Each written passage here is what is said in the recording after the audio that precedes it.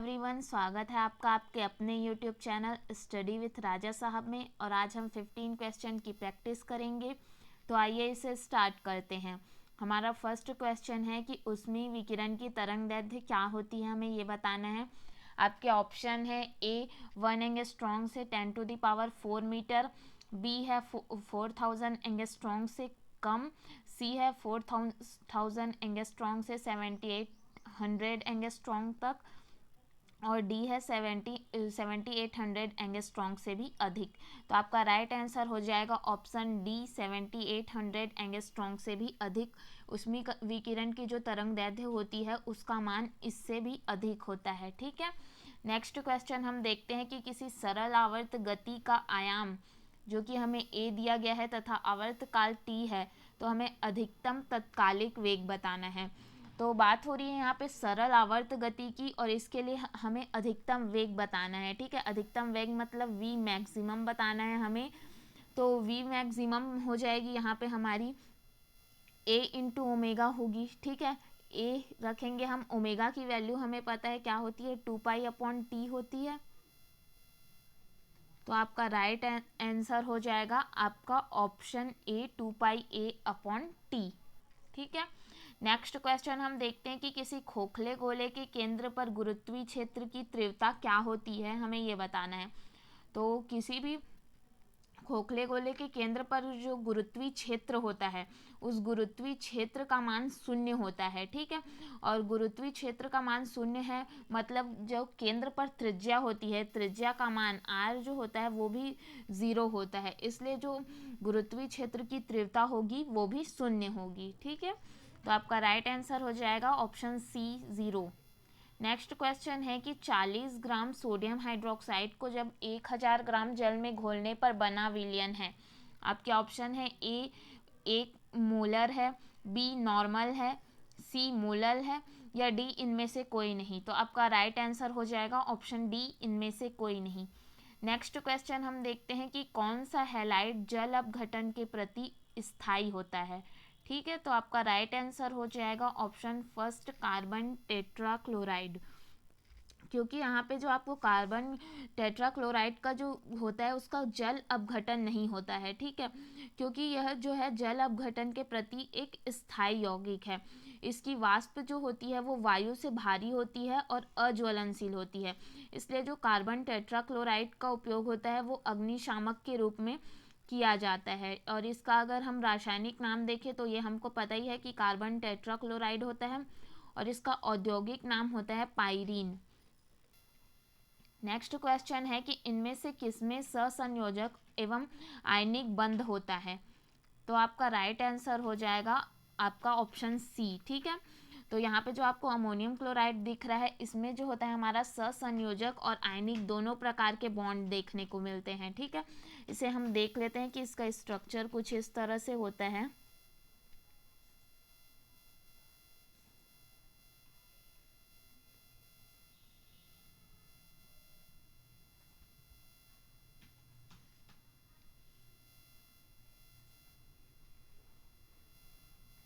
ये इसका स्ट्रक्चर होता है और इसमें हमको सहसंयोजक और आयनिक दोनों बंध होते हैं इसमें। ठीक है, नेक्स्ट क्वेश्चन है कि ग्रही चाल के संदर्भ में केपलर के एक नियम के अनुसार, तो ग्रही चाल के संबंध में जो केपलर का नियम है उसके अनुसार प्रत्येक ग्रह का जो क्षेत्रीय चाल होता है वो नियत रहता है। ठीक है, अर्थात सूर्य के को ग्रह से मिलाने वाली जो रेखा होती है वो बराबर समय में बराबर क्षेत्रफल तय करती है। इसका मतलब है बराबर समय में बराबर क्षेत्रफल का मतलब है टी का जो स्क्वायर होगा आपका वो अनुक्रमानुपाती होगा r³ के। तो आपका राइट आंसर हो जाएगा इसमें जो आपको ऑप्शन सी दिया है, r³ जो है होता है हमारा अनुक्रमानुपाती होता है टी के स्क्वायर के। वही बात इसमें कहा गया है कि सूर्य को जो ग्रह से मिलाने वाली रेखा होती है वो बराबर समय में बराबर क्षेत्रफल तय करती है। ठीक है, नेक्स्ट क्वेश्चन है कि 0.1 मोल HCl किसके बराबर होता है, हमें ये निकालना है। तो मोल के लिए एक फॉर्मूला हमको पता है कि मोल इक्वल होता है भार बटे जो उसका आणविक भार होगा वो होता है। ठीक है, अब हम HCl का निकाल लेते हैं आणविक भार। तो HCl का क्या हो जाएगा, हाइड्रोजन के लिए 1 होगा, क्लोरीन का होता है हमारा 35.5, तो ये हो जाएगा 36.5। अब इसको जो वैल्यू पता है हमें पुट कर देना है। आपको 0.1 मोल में पूछा गया है, तो ये हो जाएगा 1 इक्वल टू, यहाँ पे भार हमको बताना है उसका, आणविक भार हमने निकाल लिया है जो कि है 36.5। तो यहाँ पे W की वैल्यू आपकी आ जाएगी, W की जो वैल्यू होगी वो हो जाएगी, मतलब वेट हो जाएगा हमारा 3.65 ग्राम। तो आपका राइट आंसर हो जाएगा आपका ऑप्शन ए। नेक्स्ट क्वेश्चन हम देखते हैं कि सूर्य की ऊर्जा का स्रोत है, मतलब हमें सूर्य की ऊर्जा प्राप्त होती है वो किस क्रिया से होती है। ठीक है, आपके ऑप्शन है ए विखंडन, बी संलयन, सी बोथ, या डी इनमें से कोई सा भी नहीं। तो जो सूर्य की से हमें ऊर्जा प्राप्त होती है वो संलयन के कारण प्राप्त होती है। आपका राइट आंसर हो जाएगा ऑप्शन बी। और अगर हम जाने कि संलयन क्या होता है, तो उसमें जो दो हल्के नाभिक होते हैं परस्पर संयुक्त होकर एक भारी तत्व के नाभिक की रचना करते हैं, जिसको ही हम नाभिकीय संलयन की प्रक्रिया कहते हैं। और संलयन के कारण ही हमें सूर्य की ऊर्जा का स्रोत यहाँ पे पूछा है, तो आपका राइट आंसर हो जाएगा ऑप्शन बी। नेक्स्ट क्वेश्चन है कि एक वस्तु जिसका हवा में जो भार है वो 10 न्यूटन है। ठीक है, जब किसी द्रव में उसको पूरी तरह से डुबाया जाता है तो उसका भार 8 न्यूटन हो जाता है। तो ये जो आपका एक दिख रहा है आपका एक वास्तविक भार है जो आपको दिया गया है 10 न्यूटन, जो आपको दिख रहा है वो वास्तविक भार है। और जो आपको आभासी भार यहाँ पे दिख रहा है वो हो जाएगा 8 न्यूटन, क्योंकि आप उसको द्रव में मिला रहे हैं तब उसमें जो परिवर्तन हो रहा है वो उसका आभासी भार हो जाएगा। तो हम तब हमको बताने कि उसका हटाया गया भार का मान। तो जो हटाया गया भार होता है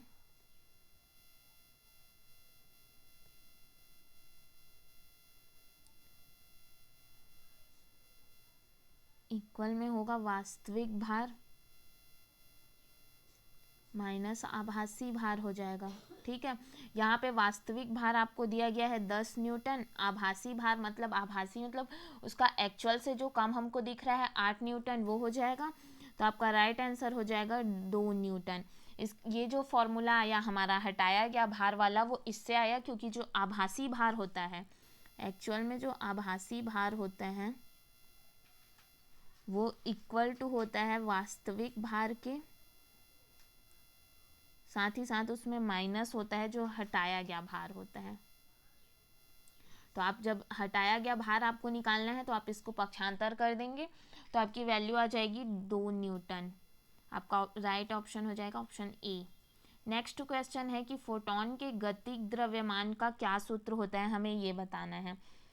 तो एक चीज़ हम जानते हैं कि आइंस्टीन के नियम के अनुसार E इक्वल टू होता है हमारा mc का स्क्वायर, और अगर हम प्लांक के सिद्धांत की बात करें तो उसके अनुसार E इक्वल टू जो होता है हमारा वो h इंटू म्यू होता है, h इंटू म्यू होता है। ठीक है, तो यहाँ पे अगर हम इस दोनों इक्वेशन को, आप इसे फर्स्ट सपोज कर लीजिए और इसको सेकेंड, तो यहाँ पे क्या हो जाएगा m इक्वल टू आपका हो जाएगा h म्यू अपॉन c का स्क्वायर हो जाएगा। और इसके बाद जब आप h म्यू करेंगे, इधर h म्यू को लाएंगे तो ये क्या हो जाएगा आपका m c का स्क्वायर हो जाएगा। और एक चीज़ हम जानते हैं, जो यहाँ पे आपको म्यू दिख रहा है इसका वैल्यू क्या होता है c अपॉन लैम्डा होता है, उसको हम पुट कर लेते हैं। ठीक है, यहाँ पे हो जाएगा h c अपॉन लैम्डा, हमने म्यू की जगह पुटअप किया है, इक्वल में हमारा वही रहेगा mc का स्क्वायर। तो यहाँ पे आपका जो यहाँ से c दिख रहा है यहाँ से c दिख रहा है वो कैंसल आउट हो जाएंगे, तो आपके पास बचेगा h अपॉन लैम्डा इक्वल आपके पास बचेगा m इंटू सी बचेगा यहाँ पे आपके पास। तो m की जब हम वैल्यू निकालेंगे, क्योंकि हमको पूछा गया है कि फोटोन के गतिक द्रव्यमान का सूत्र हमें बताना है, तो m की वैल्यू यहाँ पे क्या हो जाएगी h अपॉन लैम्डा इंटू सी। आपका राइट आंसर हो जाएगा ऑप्शन डी। नेक्स्ट क्वेश्चन हम देखते हैं कि सीने बार निम्न में से किसका अयस्क है, हमें ये बताना है। तो सिनेबार जो होता है वो मरकरी का अयस्क होता है। आपका राइट आंसर हो जाएगा ऑप्शन सी। और अगर इसकी मतलब ये कैसे दिखता है हम इसकी बात करें तो ये चांदी के जैसा होता है, सफ़ेद और चमकीला, और ये साधारण ताप पर द्रव अवस्था में पाया जाता है। साथ ही साथ इसके बारे में कुछ और इम्पोर्टेंट बातें भी हैं कि ये ऊष्मा और विद्युत दोनों का ही सुचालक होता है और ये एक परमाणविक होता है। नेक्स्ट क्वेश्चन है कि यहाँ पे आपको दिया गया है एक यौगिक, उसका आपको IUPAC पद्धति में क्या नाम होता है ये बताना है, ठीक है। तो इसके लिए मैं नेक्स्ट में आपको एक यहाँ पे या किसी नेक्स्ट में यहाँ पे मैं आपको इसका एक यही वाले जो आप हमको दिया गया है क्वेश्चन में उसके डायग्राम से आपको समझाती हूँ। तो हमारे पास जो क्वेश्चन में दिया गया है ये क्वेश्चन आप देख लीजिए, वही हम यहाँ पे लिखेंगे। ये आपको दिया गया है CH2 है, उसके बाद डबल बॉन्ड है, फिर CH है, फिर उसके बाद CH है, फिर सिंगल बॉन्ड में यहाँ पे आपको जो ये दिया है CH3 दो बार दिया गया है, उसको हम दो बार सेपरेट करके लिख लेते हैं, ठीक है। तो सबसे पहले हम इसकी नंबरिंग करेंगे। तो नंबरिंग जो होता है वहाँ पे जो डबल बॉन्ड है वहाँ पे लोवेस्ट नंबर आना चाहिए, ठीक है, डबल बॉन्ड के पास। तो ये हो जाएगा 1 2 3 और 4। यहाँ पे हमको लॉन्गेस्ट चैन दिख रहा है जो, उसको लेंगे हम। तो लॉन्गेस्ट चैन हमारा यही जो आपको कार्बन का लॉन्गेस्ट चैन दिख रहा है 1 2 3 4, इसकी नंबरिंग कर दी है हमने। अब यहाँ पे कार्बन का 4 चैन है, ठीक है। तो ये क्या हो जाएगा, ब्यूट 1 इन हो जाएगा क्योंकि 4 है, तो ये हो जाएगा हमारा ब्यूट 1 इन हो जाएगा, ठीक है। अब हम यहाँ पे बात करें तो आपकी यहाँ पे जो मेथिल की पोजीशन है वो किस में है, तीसरे नंबर पर है। तो ये आपका हो जाएगा 3 मेथिल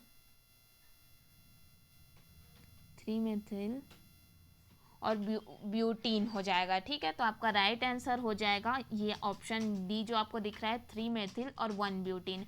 होप आपको ये समझ आया होगा। यहाँ पे 4 कार्बन की चैन है, 4 के लिए हम ब्यूट 1 इन का 1 इन क्योंकि आपको यहाँ पे फर्स्ट में ही जो ये डबल बॉन्ड दिख रहा है इसके लिए आप 1 इन करेंगे। तो यह हो जाएगा आपका ब्यूटीन, और इधर आपका जो पोजीशन है मेथिल का वो 3 में है, तो हो गया ये 3 मेथिल ब्यूटीन। नेक्स्ट क्वेश्चन हम देखते हैं कि आयरन का निर्माण किस अयस्क से किया जाता है। आपके ऑप्शन है ए बॉक्साइट, बी हेमेटाइट, सी क्रायोलाइट या डी चाल्कोपाइराइट। किससे किया जाता है हमें ये बताना है। तो आयरन का जो निर्माण होता है वो हेमेटाइट अयस्क से किया जाता है, और हेमेटाइट अयस्क की अगर सूत्र की बात करें तो वो ऐसा होता है Fe2O3। आपका राइट आंसर हो जाएगा ऑप्शन बी। नेक्स्ट क्वेश्चन हम देखते हैं कि निम्न में से कौन कीलेट लिगैंड होता है, हमें ये बताना है। आपको ऑप्शन दिए गए हैं ए एसीटेट, बी साइनाइड, सी ऑक्सलेट या डी अमोनिया। तो आपका राइट आंसर हो जाएगा ऑप्शन सी ऑक्सलेट। ऑक्सलेट जो होता है हमारा वो कीलेट लिगैंड होता है। पहले ये जान लेते हैं कि कीलेट लिगैंड क्या होता है। तो जब भी कोई जो बहुदंतु लिगैंड होते हैं वो एक साथ धातु आयन से और कई दाता परमाणु से इस प्रकार जुड़े होते हैं कि हमको एक वलय की तरह प्राप्त होता है, उसको ही हम कीलेट लिगैंड कहते हैं। यहाँ पे हमने ऑक्सलेट की बात की तो इसकी स्ट्रक्चर कुछ इस तरह से होगी, हमको ये वलय की तरह मिल रहा है, इसलिए यहाँ पे आपका ऑप्शन सी इसका राइट आंसर हो जाएगा। अगर आपको कोई भी डाउट है तो आप हमें कमेंट सेक्शन पर बताइए। Thank you so much.